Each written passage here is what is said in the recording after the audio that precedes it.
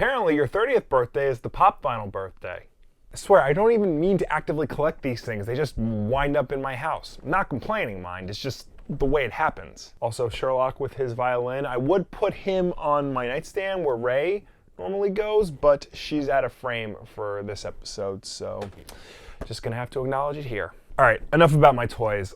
Let's talk about SJWs. Last week I talked about Marvel and their problems in the current marketplace. Now some of you in the comments seem to agree with me that their biggest problem is Marvel themselves adhering to old tropes like event books, rebooting their lineup every 5 minutes, high price tags, so forth and so on. And to be fair, there were those of you in the comments who thought that the way Marvel was diversifying their lineup was the problem, the fact that they were just shoving new characters down our throats without giving the characters we all know and love the proper send-off that they deserve. A couple of times when discussing the diversity issue, this phrase came up: social justice warriors, or SJWs for short. Now the term social justice warrior is a derogatory term given to somebody who comments on sexism, racism, and other forms of bigotry, specifically as it pertains to popular culture, and usually to the annoyance of others. Before we go on, let me just say that this is the stupidest derogatory term I've ever heard. There's nothing wrong with fighting for social justice. That's something I feel like we all can get behind. And also,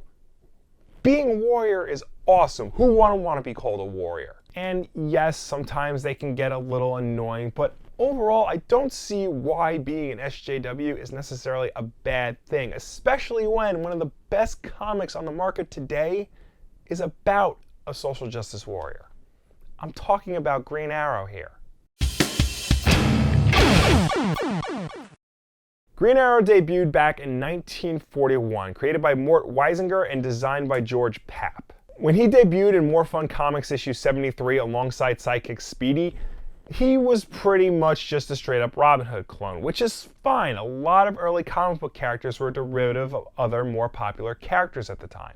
But Green Arrow, as popular as he became, never really made the same impact as his other DC Comics peers, not even when Jack Kirby was illustrating him. But something interesting happened in 1969, specifically when Dennis O'Neil and Neil Adams took over the Green Lantern book of all things. If you know anything about American history, then you know that the 60s were a fairly tumultuous time in this country. The fight for civil rights was at an all-time high, with African Americans, women, gays, and many other groups fighting for what they believed to be their basic human rights. Now at the time, pretty much all of American media was changing to reflect the political climate, and comics were no different. Marvel had already gotten a head start by introducing characters like the Black Panther and the X-Men, and now it was DC's turn with Green Arrow. Green Arrow hadn't had a major solo series in quite a long time, so Dennis O'Neil and Neil Adams gave him a complete revamp in terms of look and personality. Whereas he was once a rich industrialist who moonlighted as a superhero like Batman and Iron Man,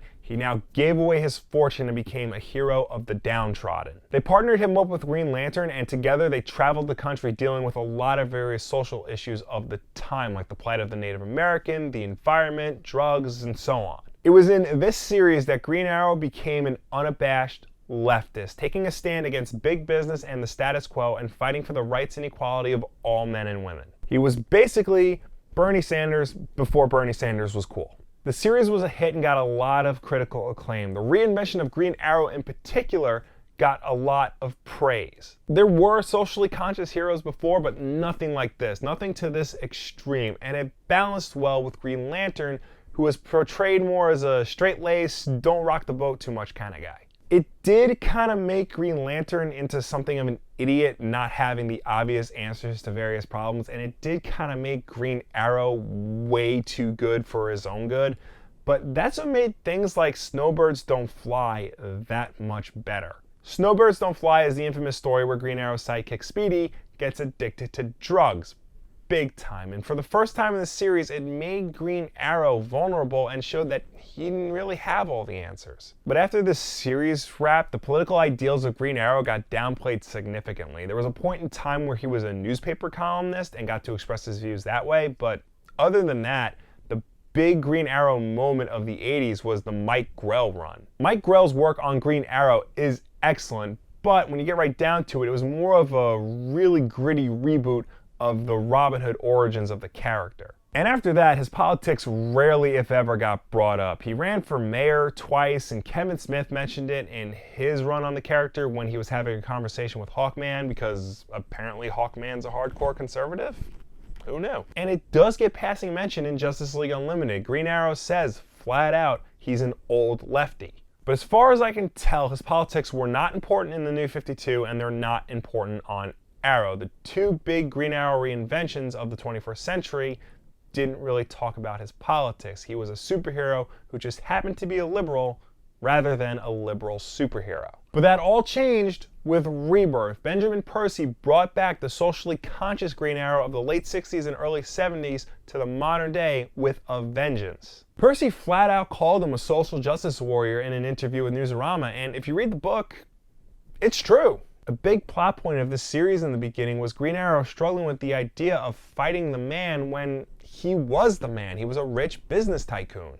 And throughout the series, Green Arrow has continued to take on topics like human trafficking, racism, the environment, and on and on and on. If you ask me, there's a much better balance between the message and the superheroics than there was in the original O'Neil Adams run. It's part of what made Green Arrow the surprise hit of the Rebirth launch, and it continues to make him one of the better characters and better books in DC's lineup. More importantly, it gave him his identity and his balls back, something he's been missing for quite a long time. That's not to say there haven't been great Green Arrow stories since O'Neil and Adams. There have. Like I said, Mike Grell's work, especially the Longbow Hunters. There was Year One by Andy Diggle. There was the Jeff Lemire run during the New 52. But if you ask me, adding that social consciousness to Green Arrow just makes him that much more interesting. It sets him apart from all the other billionaire superheroes that we have. And it just goes to show that sometimes SJWs don't ruin comics. In fact, sometimes they can make them better.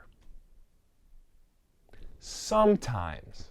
What do you guys think about Green Arrow and his wacky politics? Do you think they make him more interesting, or did I just ruin the character for you? Let me know down below or anywhere on the internet. New videos every Tuesday and Wednesday, and of course Wednesday night at 9 is Wulff Den Live. You can come watch us and talk to us live right here on YouTube. If you don't want to do that, you can catch it on Thursday, pre-recorded on YouTube, or in audio format on iTunes, SoundCloud, and Google Play. Also, the backlog is back. Bob and I go through our video game collection and talk about a random game from it, regardless of whether or not we played it. It's good, wholesome, family fun.